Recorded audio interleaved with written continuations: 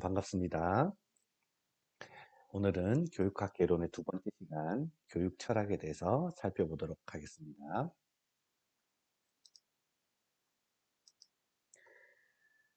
교육 철학 중에서도 첫 번째는 교육 철학의 개념에 대해서 먼저 살펴봅시다.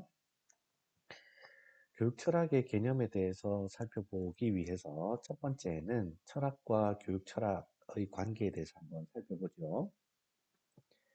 철학을 뜻하는 필라사피아라는 단어는 이 필로스, 사랑이라는 단어와 소피아, 지혜라는 단어의 합성어입니다.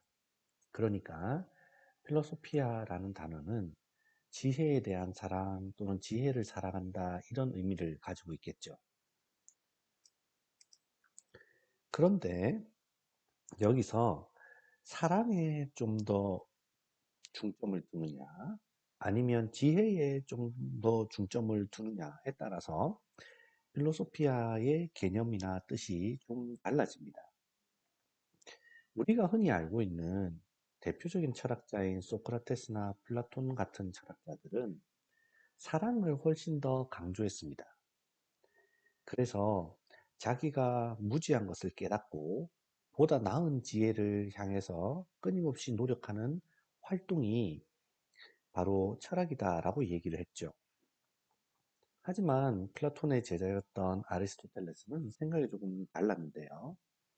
철학이라는 것은 사랑의 개념에 좀 더 방점이 찍히는 것이 아니라 지혜를 강조해야 된다라고 얘기를 했습니다. 그래서 지혜를 탐구해 가는 것 또는 탐구된 지혜 또는 객관적인 어떤 지식의 체계 이런 것이 철학이다라고 의미를 했죠.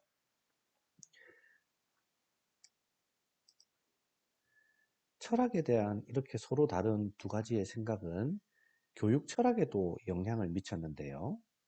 교육 철학을 지식 체계 중심으로 보는 사람들이 있는가 하면 탐구 활동 중심으로 보는 사람도 있다는 겁니다. 지식 체계 중심으로 보는 것이 무엇을 의미하냐면 교육 철학이란 포괄적이고 체계적인 교육에 대한 관점이다라고 바라보는 입장입니다.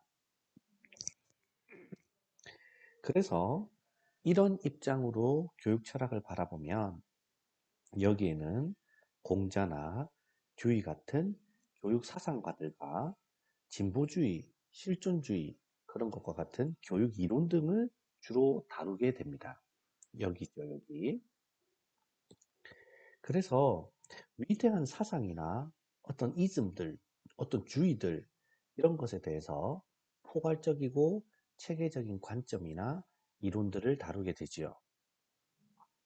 이에 반해서 탐구 활동으로서의 교육 철학은 철학을 체계가 아니라 활동, 즉 액티비티로 판단하고 그래서 직접 생각하고 따져보는 작업으로 접근을 합니다. 교육 철학을 이렇게 바라보는 관점에서는요, 교육 철학 과목에서 다루어야 될 내용으로 현재 사회에서 논란이 되고 있는 여러 가지 주제들의 근본 원인을 찾는 문제들을 다룹니다. 예를 들면 자율형 사립고라든지 대학 입시라든지 학생 체벌이나 무상급식과 같은 그런 교육 문제의 근본적인 원인이 뭐냐, 근본적인 이 문제가 뭐냐 하는 것들을 탐구하는 활동이 바로 교육 철학은 탐구 활동 중심이다라고 바라보는 사람들이죠. 이렇게 철학의 두 가지 구분에 따라서 교육 철학을 바라보는 두 가지 관점이 있는가 하면 또 다른 전혀 별개의 교육 철학을 바라보는 관점이 있습니다. 이것은 어떤 특정한 사람의 교육관이 뭐냐, 그것을 교육 철학으로 보는 사람도 있다는 뜻입니다. 이것은 교육관으로서의 교육 철학이다라고 바라보는데요. 우리가 흔히 듣는 선생님의 교육 철학은 뭡니까? 그 학교의 교육 철학은 무엇이죠? 라는 것이 바로 이런 특정인의 교육관을 바라보는, 즉 바람직한 교육에 대한 개인의 견해와 소신을 가르치는 것이 바로 특정인의 교육관을 중심으로 한 교육 철학이라고 볼 수 있습니다. 교육 철학을 어떻게 바라보느냐와는 별개로 이 철학의 주 관심의 대상은 어딘가를 살펴볼 필요가 있습니다. 이 세 가지는 아주 중요하기 때문에 여러분들이 꼭 머릿속에 이 세 단어를 기억하고 있었으면 좋겠습니다. 교육 철학을 공부할 때 존재론, 가치론, 인식론을 이해하지 못하면 교육 철학이나 철학을 이해하는 데 있어서 상당히 어렵기 때문입니다. 철학의 주 관심 대상은 무엇인가 라고 봤을 때 교육 철학의 탐구 영역을 우리 교재에서는 사과의 예를 통해서 살펴보는 경우가 있습니다. 사과는 사과 그 자체라는 존재와 여기죠 존재, 사과 그 자체의 존재와 사과가 가지고 있는 가치로 분리됩니다. 그러니까 껍질, 속살, 그리고 씨, 이 모두를 합친 것이 사과의 존재다 라고 한다면 사과의 싱싱함, 사과가 생기 있는 것, 사과가 아름다운 것, 사과가 맛있는 것, 이런 것들은 사과의 가치라고 볼 수 있는 것이죠. 그리고 존재와 가치 이외에 존재와 가치를 바라보고 파악하는 인간의 어떤 주관이 있을 수 있습니다. 이런 주관을 인식론이라고 볼 수도 있죠. 이 사과의 존재, 가치, 그리고 인간의 주관 이 세 가지를 철학의 영역에 적용시켜 본다면 사과의 존재를 논하는 것이 존재론이고요. 철학에서는 일반적으로 이 존재론을 형이상학과 연결시켜 봅니다. 그리고 가치를 논하는 것이 가치론이고 인간의 주관을 논하는 것이 인식론이라고 볼 수 있습니다. 인식론이라는 것은 우리는 어떻게 아는가? 라는 물음을 중심 문제로 하는 철학 활동의 한 분야이기 때문에 지식론이다 라고 얘기하기도 합니다. 이런 인식론 또는 지식론에는 대표적으로 두 가지가 있는데요. 그것이 바로 경험론과 합리론입니다. 경험론은 사람이 지식을 습득하고 인식을 하는 것은 경험을 통해서 이루어진다는 것이고요. 합리론이라는 것은 이성을 통해서 이루어진다. 이유가 합당하다 이런 뜻이거든요. 이성을 통해서 이루어진다 라고 보는 경험론과 합리론이 있습니다. 또한 지식이 무엇인가, 지식의 종류는 어떤 것인가 라고 이야기했을 때 지식을 명제적 지식과 방법적 지식으로 나누는 경우도 있습니다. 명제적 지식이라는 것은 무엇은 무엇이다 또는 무엇인 것을 안다 라고 know that이죠. 그것에 대해서 아는 것을 얘기하고요. 방법적 지식은 때로 절차적 지식이라고 하기도 하는데요. 노하우죠. 무엇을 할 줄 안다. 이렇게 구분되기도 합니다. 인식론 또는 지식론에 대해서 헷갈리니까 다시 한번 더 짚어보죠.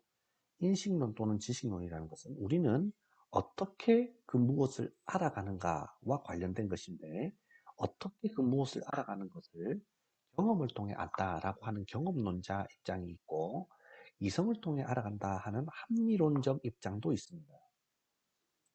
또 지식이 무엇이냐라고 했을 때 그 지식을 명제적 지식과 방법적 지식으로 나누는 사람도 있고 폴라니라는 학자는 이걸 암묵지와 명시지로 나누기도 합니다.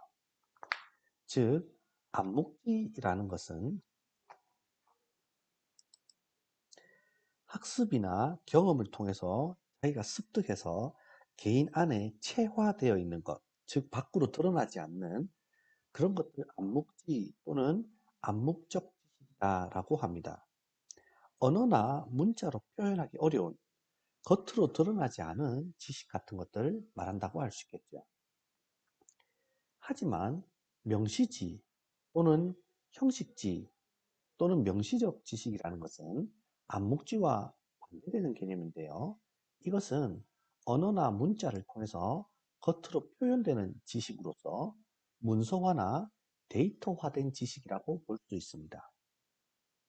자, 여기 인식론과 지식론에 대한 내용을 간략하게 설명했는데 이해가 되시기를 바랍니다. 다음, 존재론으로 다시 올라가 보죠. 존재론은 형이상학과 관계가 되는데요. 형이상학은 무엇이 실제로 존재하는가, 실제로 존재하는 것이 무엇인가, 무엇이 실제로 있는가라는 물음을 중심 문제로 하는 철학 활동의 한 분야입니다. 어떤 사물의 궁극적인 실체가 하나로 구성되어야 한다고 생각하는 사람들을 이 존재론에서 이론론자라고 부르고요. 두 개 이상으로 사물의 원천이 구성된다라고 생각하는 사람들을 이원론자라고 얘기하고, 세 개 이상으로 구성되어 있다라고 생각하는 사람들을 다원론자라고 하기도 합니다. 즉, 세상이 무엇으로 되어 있는가, 무엇이 실제하는가라고 했을 때 그것이 하나다라고 주장하는 사람은 이론론자, 두 개라고 주장하는 사람은 이원론자, 세 개 이상이라고 하는 사람인데 그건 다원론자라고 보시면 되겠습니다. 마지막으로 가치론이 있는데요. 이것은 가치들의 본질이 뭔가, 어떤 것이 도대체 가치 있는가 하는 것에 관심을 가지는 겁니다. 다시 말하면 무엇이 좋은가, 무엇이 옳은가, 무엇이 아름다운가 하는 것들을 탐구하는 거죠. 이것은 탐구의 대상이 뭐냐에 따라서 윤리학도 있고 미학도 있습니다. 마이클 샌델 교수의 정의론 같은 것들이 가치론과 상당히 연결되어 있다고 볼 수 있겠죠.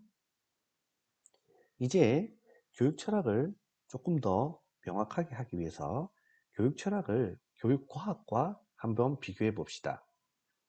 우리가 보통 흰색이라는 것을 설명할 때 흰색을 바로 보여주고 이것이 흰색입니다 라고 설명하는 방식도 있지만, 흰색과 대비되는 색, 다시 말하면 검은색이나 초록색이나 빨간색이나 파란색과 비교하여 보여주면서 흰색을 알려주는 방법도 있습니다. 이런 것처럼 철학을 과학과 비교해 보면 철학의 의미가 훨씬 더 잘 드러날 수 있습니다. 첫 번째로 탐구 대상의 차이가 있는데요. 철학은 의미를 탐구해 갑니다. 그러니까 일상적인 의미나 규범적인 의미를 탐구해 가죠. 이에 반해서 과학의 탐구 대상은 사실이나 현상을 바라보기 있습니다. 사실이란 우리의 5가지 감각기관을 통해서 참, 거짓을 명확하게 판단할 수 있는 대상을 말하지요. 이렇게 감각기관에 의해서 참, 거짓을 판단하는 것을 경험에 의한 판단이다라고 하기도 합니다. 이것은 또 현상이라고 이야기하기도 하죠. 하지만 앞서 설명했듯이 철학의 탐구 대상은 인간의 오감이 아닌 다른 근거에 의해서 참, 거짓을 판단할 수 있는 건데요. 예를 들면 인간이 논리적으로 생각하는 것, 이성적으로 생각하는 것, 이런 것들이 다 철학의 탐구 대상이라고 볼 수 있겠죠. 이 의미라는 것은 일상적 의미와 규범적 의미로 구분이 될 수 있는데요. 일상적 의미는 일반적으로 사람들이 사용하는 언어의 의미를 지칭하는 것이고요. 그래서 일상적 의미의 예를 들어보면 교육의 의미는 뭔가, 교육과 훈련의 차이는 뭔가, 이런 것들을 얘기하죠. 이에 반해 규범적 의미는 어떤 것이 이상적인 상태인가, 왜 이런 걸 해야 하는가, 어떤 게 도대체 옳은 것인가 하는 것들을 탐구하는 게 규범적 의미입니다. 그러니까 무엇과 무엇의 차이, 무엇은 무엇인가 하는 이런 개념을 밝혀나가는 것도 있을 수 있고, 무엇이 옳은가, 무엇이 바람직한가, 무엇의 가치는 뭔가, 어떠해야 하는가, 이런 의미를 탐구해 가는 것도 철학의 탐구 대상이라고 볼 수 있습니다. 다음으로 활동을 보면, 과학이 하는 활동은 구체적인 사실들을 일반화된 진술로 쭉 기록합니다. 그렇게 기록된 사실이 왜 일어나는지 어떤 법칙이나 이론으로 설명하고 예언하거나 통제하거나 컨트롤하죠. 이에 반해서 철학이라는 활동은 1차적으로 일상적 의미를 분석합니다. 일상적 의미를 분석해서 그것 안에 숨겨진 세상에 대한 보통 사람들이 모르는 관점이나 규범적 의미를 정의하고 비판하고 정당화하는 그런 일들을 합니다. 과학은 인간의 5가지 감각으로, 즉 오감으로 알 수 있는 경험적인 명제들, 사실적인 것들을 다룬다고 한다면, 철학은 어떠한 개념이나 규범에 대해서 다루는 것을 의미합니다. 따라서 철학의 특징은 어떤 의미를 탐구 대상으로 하면서 그 일상적인 의미를 분석하여 그 이면에 숨겨진 것들을 찾아내는 활동을 하고, 그것들을 통해서 개념적인 명제와 규범적인 명제들을 찾아간다라고 생각하시면 좋겠습니다. 다음으로 교육 철학의 기능에 대해서 살펴볼 텐데요. 과거의 임용이 객관식으로 출제될 때는 이 4가지가 아주 자주 임용에 등장했더랬습니다. 하지만 임용이 이제 논술로 출제된 이후부터는 교육 철학이 잘 임용에 등장도 하지 않고, 또 등장한다고 해도 이런 교육 철학의 기능들이나 이런 것들은 임용에 잘 등장하지 않을 가능성이 있기 때문에 이런 것들이 있구나라고 정도만 알고 넘어가도 될 것 같습니다. 교육 철학의 기능 중에 첫 번째는 분석적 기능인데요. 분석적 기능은 교육적인 언어와 의미를 분명하게 밝히고 그 의미들 사이의 논리적인 관계를 명백하게 드러내는 거라고 볼 수 있습니다. 다음으로 평가적 기능은 어떤 주어진 기준에 따라서 교육적 의미 체계나 교육 현실을 평가하는 것들을 가르치죠. 예를 들면 한국 사회에서 교육의 기회 균등이 이루어지고 있는가? 라는 질문을 생각해 볼 때, 이 질문에는 한국 사회에서 교육의 기회 균등이 이루어져야 된다라는 것들을 전제로 하고 있습니다. 그렇기 때문에 한국 사회에서 교육의 기회 균등이 이루어지고 있는가라는 질문은 평가적인 질문으로 바라볼 수 있죠.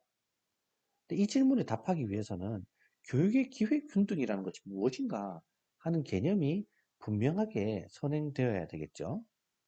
그래서 이런 이유 때문에 교육 활동에 있어서 분석적 기능, 앞서 살펴봤던 분석적 기능이 좌표 또는 논리를 명백하게 하는 노력이라고 한다면, 평가적 기능은 이 좌표 혹은 원리대로 교육이 이루어지도록 노력하는 기능이다라고 볼 수 있습니다. 세 번째로 사변적 기능이라는 것은 제시된 문제를 해결하기 위해서 교육에 대한 새로운 의미체계, 그런 것들을 만들고 제시하는 활동을 가리킵니다. 예를 들면 어떠한 인간관이나 세계관, 지식관이나 세계관, 아동관이나 교사관, 이런 것들이 무엇인지를 만들어내고 교육은 이런 것입니다. 또는 저러저러 해야 합니다. 라고 주장하는 것들이 바로 사변적 기능이라고 볼 수 있습니다. 통합적 기능은 하나의 현상이나 과정을 전체로서 파악하고 여러 부분과 차원을 통합해서 이해하려는 노력을 의미합니다. 교육학은 이론적으로 보면 심리학이나 사회학, 인류학이나 역사, 철학, 행정학, 경제학 등 다양한 다른 분야와 연관이 되어 있지요. 그래서 구체적인 교육의 실천도 어떠한 일을 하느냐, 어떠한 작업을 하느냐, 어떠한 수업을 하느냐에 따라서 제도적으로 여러 역할로, 여러 영역으로 나누어져 있습니다. 그렇기 때문에 다양한 학문 영역에서 발견된 새로운 이론들이나 새로운 논리들을 전체 하나로 통합하고 교육 활동이 유기적인 연관성 속에 일관성 있도록 이루어지기 위해서 기능을 하는데, 그것이 바로 교육 철학의 통합적 기능이라고 할 수 있습니다. 여기까지가 교육 철학의 개념에 대해서 살펴보았는데요. 잠시 쉬었다가 서구의 전통 철학과 교육에 대해서 간략하게 살펴보도록 하겠습니다.